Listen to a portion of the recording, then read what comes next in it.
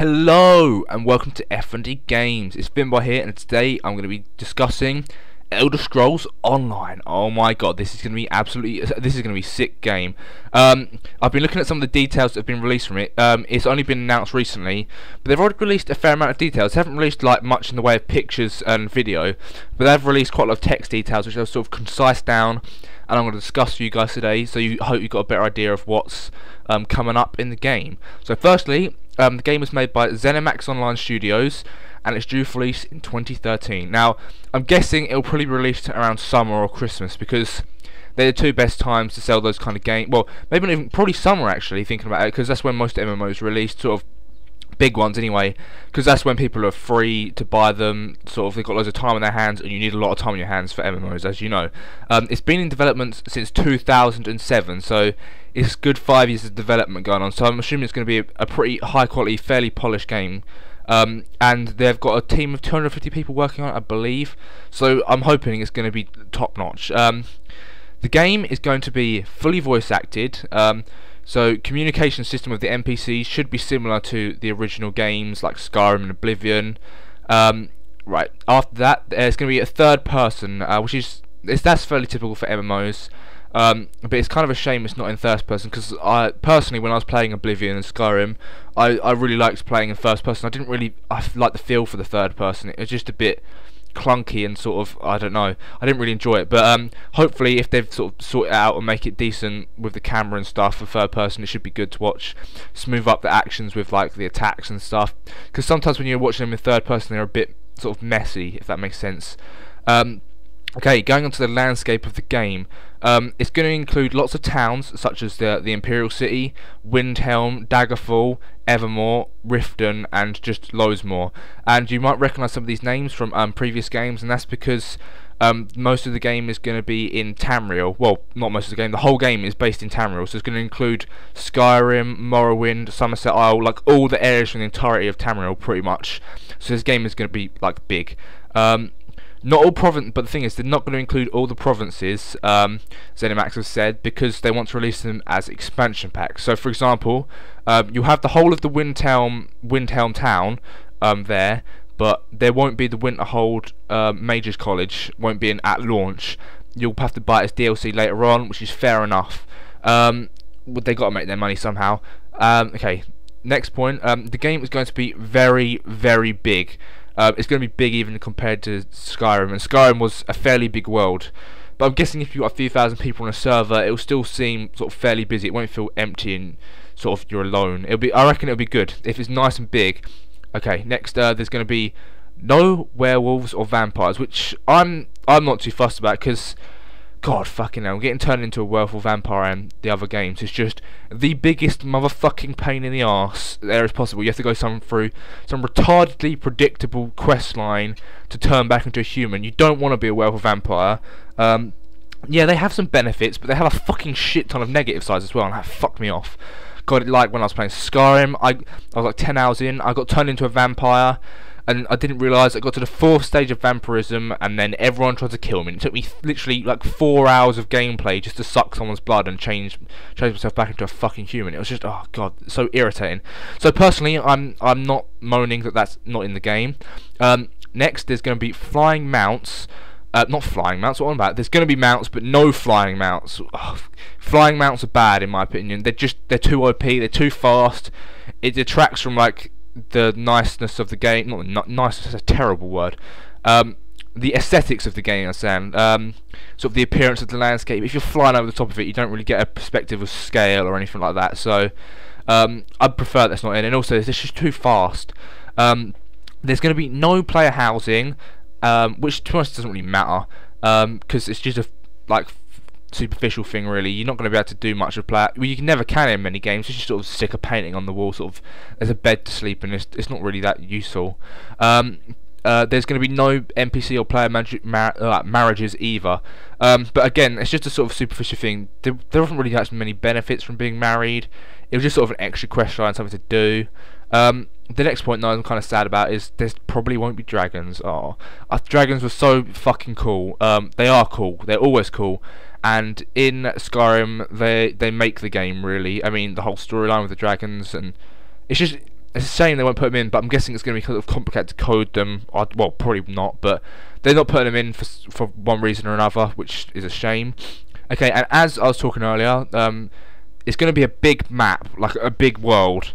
I'm guessing you have different servers as always, like your EU West, your North America. You're going to split up into hundreds of different servers. But when you're in each of your individual server, you can fast travel via things called waystones. You'll also spawn upon these at death, so they're sort of like a checkpoint. So when you die, you'll return to the last one you're at, or the closest one you're near. And also, you can teleport it to waystones you're already at. So you can go to one of the waystones, say you're in Windhelm, and you can teleport to the Imperial City if you've been to the Imperial City before. That's how it works. So areas you haven't been to, you can't fast travel to from waystone to waystone. There's going to be 3 main player factions in the game: the Ebonheart Pact, the Aldmeri Dominion, and the Daggerfall Covenant. And the game is intended to use a hubless design, so it's going to be no quest NPCs mainly, but they've done it in a weird way. So, for example, if you kill all the necromancers in an undead barrow, a shade you may free at the end will reward you for freeing him. But however, to help you find these sort of, they're not even hidden events really, they're just events, quests that you can find. Various NPCs will talk to you to tell you where they're happening and put a pointer on your mark. Point on your mark? Like a mark on your map to find them. Which it kind of defeats the purpose, because then why didn't you just go to the NPC in the first place and just go, oh, this guy's in trouble, please save him, come back to me for the... I guess it just means you don't have to return to the quest, like sort of start, you know, the character you went with, but yeah. Okay, next point is the basic storyline of your character in the game. So the basic storyline is that the Imperials are the enemies to all 3 factions in the game, and you obviously join one of these factions. I'm not sure whether you join at a certain level or you join right from the start. I'm not entirely sure. And the Imperials are hatching a plan to take over the whole of Tamriel. One of the leaders of the Imperials is doing a dirty deal with Molag Bal, God, why did I say bag? To take over the world behind the Farn's family's back. So basically, Molag Bal and this guy are backstabbing the Tharn family and trying to take over the Imperials. And your personal story, so that's the story of the whole world, does it make sense? Your personal story is that your soul has been stolen from Molag Bal, who is the Daedric Prince. Which is why you can die over and over again and just keep respawning, because you have no soul to take you to the underworld, is it, I think? Your starting plot is that you're hunting down Molag to get your soul back. So it's fairly typical. You're out for revenge at the very start, and I'm guessing it'll just develop from there in various ways, and we'll see how epic a conclusion it comes to. We really don't know yet. Next point is that the level cap will take around 120 hours to get to, which is a fairly long time, and I'm imagining when this game comes out, there's going to be a lot of people stuck in their bedrooms who will not see the light of day for a considerable amount of time, like days, weeks. And even when you reach the level cap, I'm sure there's going to be so much stuff to do, dungeon runs, ridiculous PvP, which comes on to the next point. The game features 3 factions PvP, so you've got the 3 factions from earlier, where you take over the keeps and use trebuchets or other siege weapons to help you do it. So kind of like Guild Wars has implemented this a bit, so there's massive keeps that you have to try and take over in Guild Wars 2, and you can use siege weapons and work as a team, so you have people inside the keep trying to defend it, and you're outside the keep trying to take it down. I don't know if there's going to be multiple keeps at once, because I know in Guild Wars 2, the World v World PvP, there's loads of keeps and castles that you have to try and defend, and you've got to try and capture as many as possible. I'm not sure if it'll work like that. There's also farms and mines you can try and take over. Most of this happens in Cyrodiil, where your goal is to take over and hold the Imperial City to get faction-wide bonuses for it. So yeah, that's how that would work. So Cyrodiil and the Imperial City is where most of the PvP will take place, which is quite a large area anyway, so and like just a massive area for fighting. You have right, next is sort of getting onto how the combat will sort of work. You have a limited number of skills which you can use at any given time on your hotbar. So I forgot to mention that the game is going to have a sort of standard MMO style hotbar, either at the bottom or the side, I'm imagining, where you have your skills. So it might be the 1, 2, 3, or maybe it's a set them. It doesn't really matter. And you can only have a certain amount of skills in your hotbar, and you can change these when you're out of combat, which makes sense. These can be described as, sort of crudely, a light and heavy attack with your current weapon. So this will take up the first 2 slots of your hotbar. A few spells related to your class, so that could be like 2 or 3, and an ultimate in the last slot. So there'll be around 5 to 6 slots, so it's not going to be too overburdening. There's not going to be like a million, well, that's exaggerating a bit, but you know, sometimes you have games where you've got like 40 or 50 different skills and weapons and just so much you can pick from, and it's hard to sort of concise it down. So I think that's kind of a good idea. And the ultimate is used once you gain enough finesse, which is earned by doing well in combat, so getting up streaks, working with a team well to take stuff down. So an example was a rogue might put oil on the floor, and then a mage may set fire to it to do damage to an enemy, for example.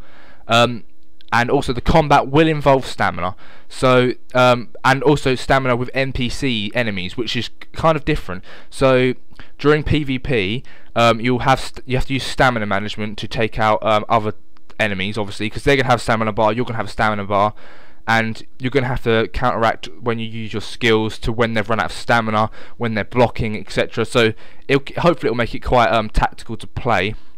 Also, they've tried to make the ZeniMax tried to make the NPC AI better. For example, when you're going into a dungeon, they will not stand around until you sort of run up to them, smash them in the face, or blast a spell in there. They'll actively seek you out and react differently depending on how you're playing. And also the fact that the NPCs also have a stamina bar means they're not going to have to constantly attack you. They're going to fatigue as well, and maybe not do like their powerful shield bash, or if they're a mage, like a super spell, because they've run out of stamina. If you're like running around them, hitting them behind, etc, etc. So yeah, that's how basically the combat is going to work, and that is most of the information I've got so far about the game. Also, there is some screenshots which I'll have a quick look at now. So here's the concept art one, which I sort of found. This sort of shows what some of the areas might look like a sort of large glowing mountain in the corner. So sort of fairly standard sort of concept art. This may or may not look like what the game will be, but you know, it looks fairly good. You know, if they sort of can implement this well. Next, there is another concept art which looks like sort of some kind of monster in a dungeon, maybe. It looks quite nice, and it looks a lot different to the outside sort of textures. And there's sort of a spider tree plant fucking thing with like giant mushrooms in the background, and you get to see a first look at what the characters may kind of look like. So you've got your mage here.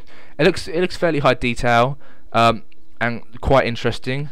Next picture is the final concept art that they released. So they released 4 pictures, so well 5 including the title picture with the rings and that.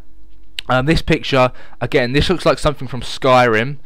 You've got like the mountains in the background and the mountain in the foreground with lots of houses on it.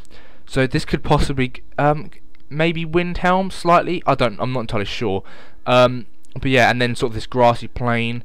So there's going to be a lot of mountainous areas, and apparently in the game you can literally anything you can see you can pretty much go to. There's going to be no invisible walls or sort of outside of map stuff, because I find that quite annoying personally. When you see something in the distance, you really want to go to it and check it out, and you just can't. It's just not implemented. So hopefully that'll be good. And finally, they actually sort of released what I think it's an actual in-game like picture screenshot.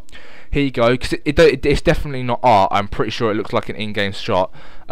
So you've got, this looks like it could possibly be the Imperial City maybe, in the background. So you've got the walls, and you've got your 2 characters in the foreground. So we've got a mage and a warrior, I'm guessing. Now if this is actually what the game looks like, this will be very good. I mean, the grass textures are pretty standard. I mean, they don't look that great there, and the trees, but then in all games, massive games, they're like that. It just saves memory space basically, and because what's the point in coding a million different leaves?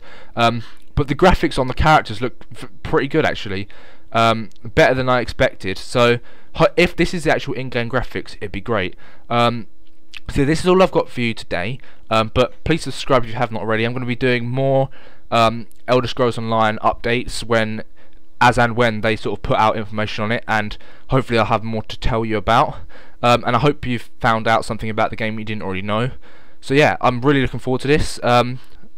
yeah, this has been part 1, and hopefully part 2 will be out when they release more data.